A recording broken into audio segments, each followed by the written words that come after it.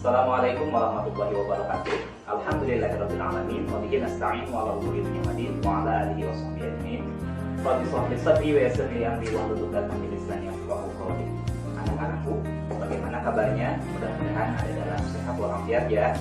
Sebelum kita belajar, marilah kita membaca basmalah terlebih dahulu. Bismillahirrahmanirrahim.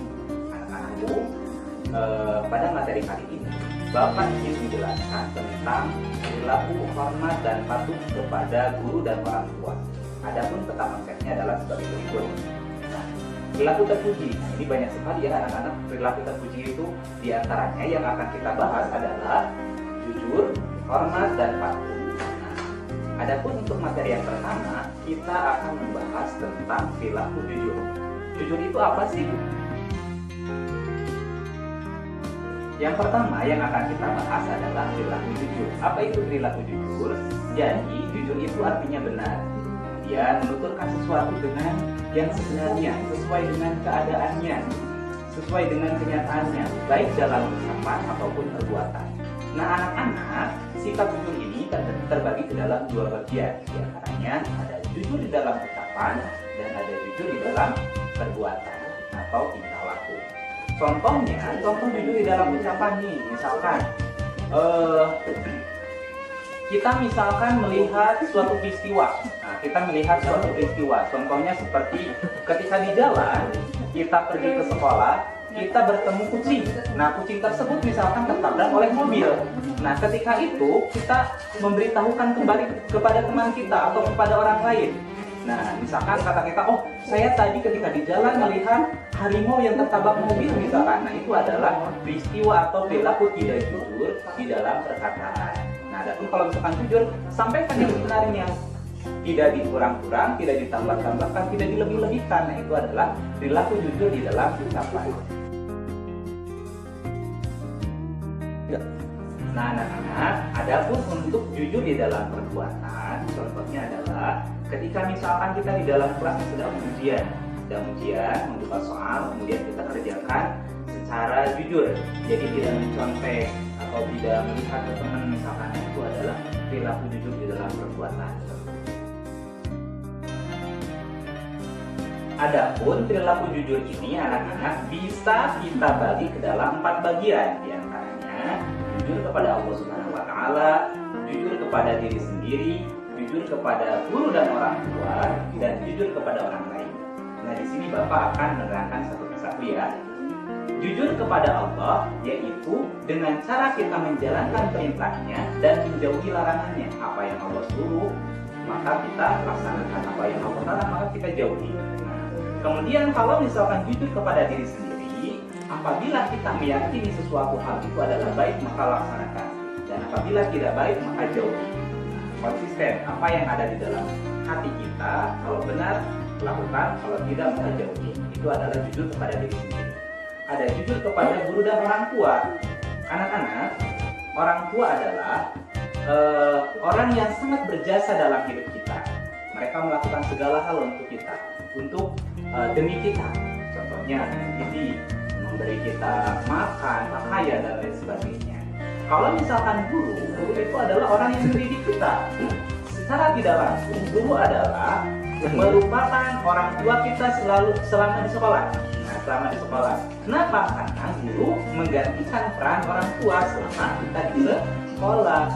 Dan orang tua kita sudah memberikan amanah kepada guru agar guru mendidik kita dengan baik. Nah, kemudian berarti kita harus jujur kepada guru dan orang tua. Dan yang terakhir, kita jujur kepada orang lain, sesama manusia tentunya ya. Manfaat dari sikap jujur diantaranya adalah hidup kita akan selamat. Kemudian yang kedua, selalu disenangi oleh orang lain. Pasti orang lain akan senang kepada kita apabila kita selalu bersikap jujur. Sebaliknya, apabila kita sering berbohong, tidak jujur, maka orang lain akan segan untuk percaya.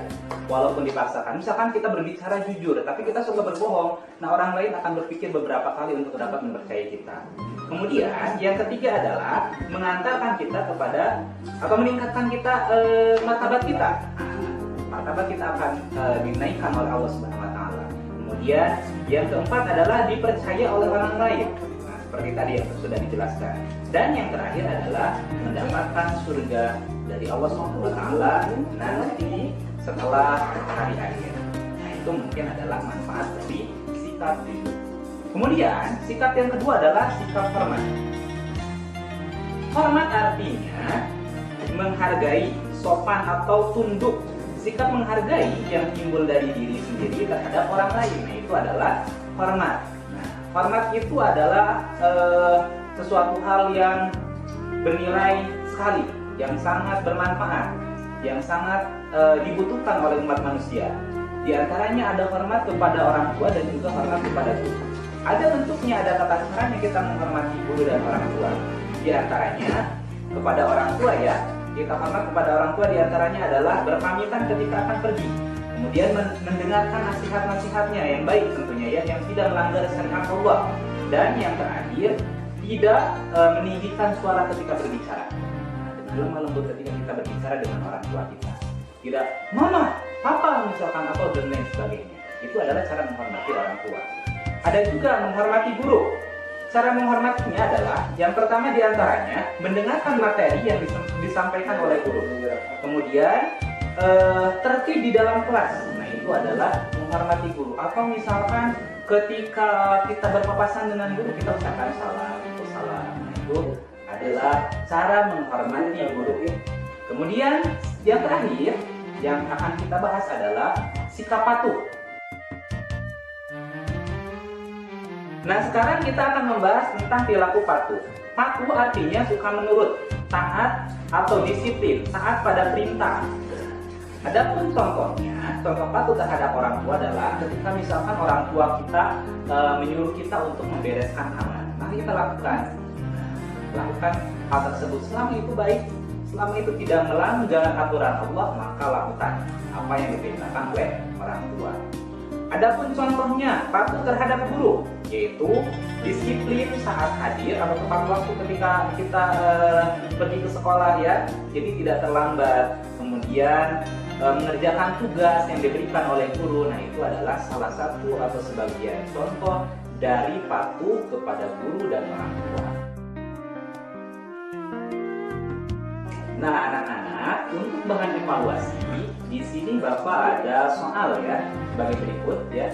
Boleh nanti kalau misalkan terlalu cepat videonya nanti boleh di screenshot ya soalnya anak-anak. Nah ini coba dikerjakan. Ini sebagai bahan evaluasi ya. Apakah kita sudah paham atau belum materi tentang hormat dan patuh kepada guru dan orang tua. Itu saja mungkin anak-anak yang dapat Bapak sampaikan. Mudah-mudahan ada manfaatnya. Kita akhiri saja ya dengan doa subhanallah. Asyhadu an la ilaha illa anta astaghfiruka wa atubu ilaik.